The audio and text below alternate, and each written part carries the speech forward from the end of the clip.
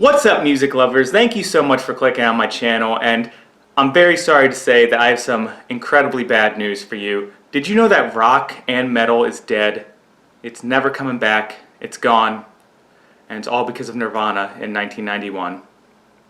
I am so sick to death, no pun intended, of hearing this argument, and yet it's one that kind of resurfaces every couple years, and it takes a few different forms, whether rock is dead, all old music is better, or things just aren't the way they used to be. And I'm going to try to explain why I think that this is not just factually wrong, but also something that's detrimental to the rock and metal community. But before we go any further, if you like rock, heavy metal, progressive rock, just music in general, please feel free to go ahead and subscribe to the channel, hit the like button, leave a comment, all that YouTube stuff. I know it's a cliche to ask, but it really does help the channel grow, so thank you in advance for that. Now, I know that me sitting here saying that rock and metal fans need to stop deifying the past and acting as if it was just this perfect era and that all the bands from then are just absolutely flawless and nothing today can even compare to it is gonna sound kind of silly coming from me when you look at some of the posters I have in the background over here. This video is in no way meant to be an attack on any of those classic bands or to tell you that you're wrong for listening to them. Their music still holds up all these decades later. It's just trying to think about the future for rock music and say that if we are going to keep progressing as a viable musical force and as a community, we gotta stop glorifying the past and we have to actually look at what's going on around today. Before, when I said that this kind of a notion that rock music is dead has been around for a long time, I think it's basically been around for as long as rock music has been around. When bands like Led Zeppelin and Black Sabbath started emerging, so many people said that they were just loud noise and they weren't real music. A large portion of punk's early appeal in the late 70s and early 80s was that they are the real rockers and they're not these bloated progressive rock bands like Genesis or Pink Floyd or Jethro Tull. Hair metal was never real metal because it was turning its back on what heavy metal is supposed to be, and then of course you have all the death metal and thrash metal that came out of the late 80s, early 90s that of course is not real music because it's just people screaming. Add in the backlash towards grunge and the disdain of nu metal, and you can see how this kind of just keeps popping up over the decades, right? Now, I understand that we all have our own personal preferences and you might like certain subgenres more than others, but I really take exception, wow,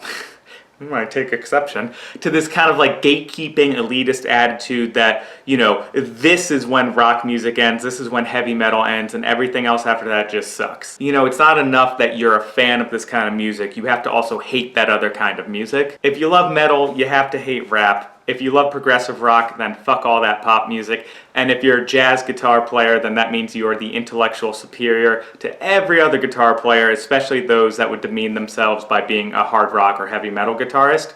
Which, that last part just is true. Fuck us. It might not be exactly the same, but I feel like this underlying thought process is what kind of reinforces the notion that rock is dead. The music that's popular and getting all the attention now is not nearly as good as the music that I remember from 10, 15 years ago. Therefore, all modern music sucks and rock is dead. But this sort of framework is really flawed in a lot of ways. One of those ways being that it cherry picks from the past what is memorable while forgetting everything that wasn't. For example, Countdown to Extinction was released by Megadeth in 1992 and it's still widely regarded as one of their best albums. Definitely their best-selling album. It has their biggest hit song on it, Symphony of Destruction. It also has Sweating Bullets, Foreclosure of a Dream, and the title track. This must have been one of the biggest albums of 1992, must have gone to #1. There's no way that an album this good and that has stayed in the public consciousness for this long would have been anything less than the biggest album of 1992, am I right? Well, kind of, but not really, because Countdown to Extinction peaked at #2, and the #1 album of 1992 was an album called Some Gave All. If you're wondering what's the album Some Gave All, I've never heard of it, well, maybe I should say it like this. It's an album by Billy Ray Cyrus, and it is the album that had his song Achy Breaky Heart on it. No warning, no second chance, Megadeth came in #2 that year. Such a fucking asshole. And the more I started to look into it, the more I realized that all of the bands that we consider to be the monumental, classic, real rock bands were never really at the top of the charts. In the 70s and 80s, Black Sabbath never had an album that got into the top 5 of the US Billboard charts, and in a similar way, Van Halen didn't get up that high until their 7th studio album, after David Lee Roth had already left and the band started to go in a more commercial sound with their music. And that is totally fine that none of these bands ever got that high up in the charts, because the quality of music is not determined by how many people listen to it, and all of these bands have stood the test of time. But what I've noticed is that this whole rock is dead idea kind of implies that music is only good and relevant if it is at the top of the charts. Someone might look at what's popular today and say, oh, all of this sucks, the music back then was better, but that really does miss out what's going on in the underground or what's just below the top 40. For me, one of the coolest things about rock music and heavy metal in particular is that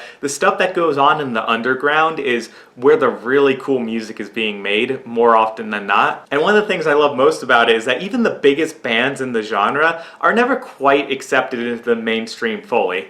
Like, if you talk to someone who wasn't a diehard music fan, they might easily say something like, oh, Soundgarden, are they the ones that did Man in the Box? Or they might say something like, oh, Tool.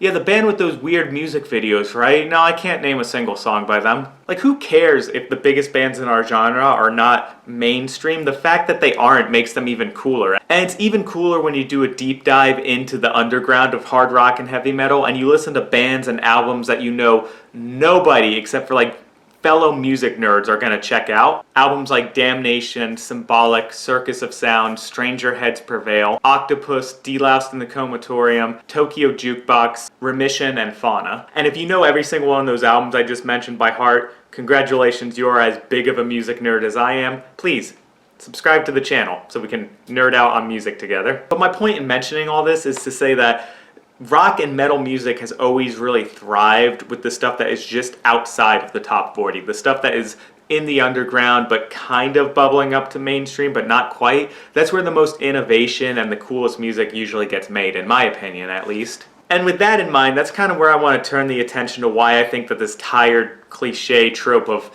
rock is dead, music today sucks, is really detrimental to rock music and heavy metal going forward and for the longevity of the genre. You've definitely heard of Rush, but you probably haven't heard Caligula's Horse. I'm sure you know who Black Sabbath is, but you probably haven't listened to Green Lung. You're familiar with Halloween or Iron Maiden, but you probably have never listened to Protest the Hero. And you've definitely heard of The Who, but you might not have ever heard of The Who. I think you get my point. Because there's so many cool bands in the underground of rock and metal that are just injecting new life into the genre and bringing in new sounds and just doing stuff that hasn't been done yet. And it's really cool and it's really interesting. I actually think we're kind of living in a golden age of rock and metal music. And this backwards looking mentality of rock and metal being dead and things not being as good as they used to be has a really vicious cycle. It's a self-fulfilling prophecy that results in more problems for rock and metal. Radio stations, concert promoters, influencers, YouTubers, whatever have you, any kind of person who's talking about this kind of music is going to be incentivized to talk about the big bands that they know will get them attention. If you're a concert promoter and you're trying to put together a really big festival for rock and metal, you're going to want to get Tool, or you're going to want to get Metallica, or you're going to want to get Megadeth or Iron Maiden.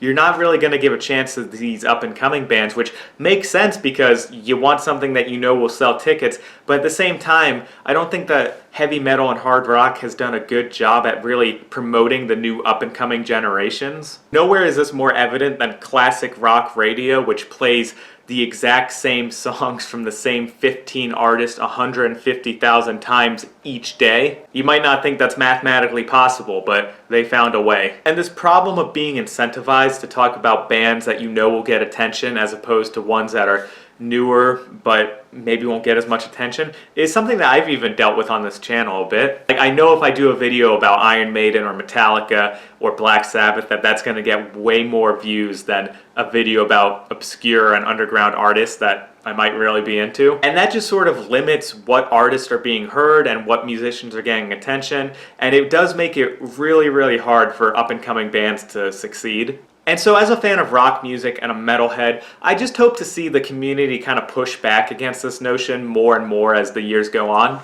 As I said before, it's not to take away anything from all these classic bands that we love. They're still incredible. They'll continue to be incredible even after they've retired. But just to kind of help the new generation of rock and metal musicians who are coming up and to kind of give us some hope for the future, you know? Instead of just kind of, ugh, Nirvana killed music. Things aren't as good as they used to be.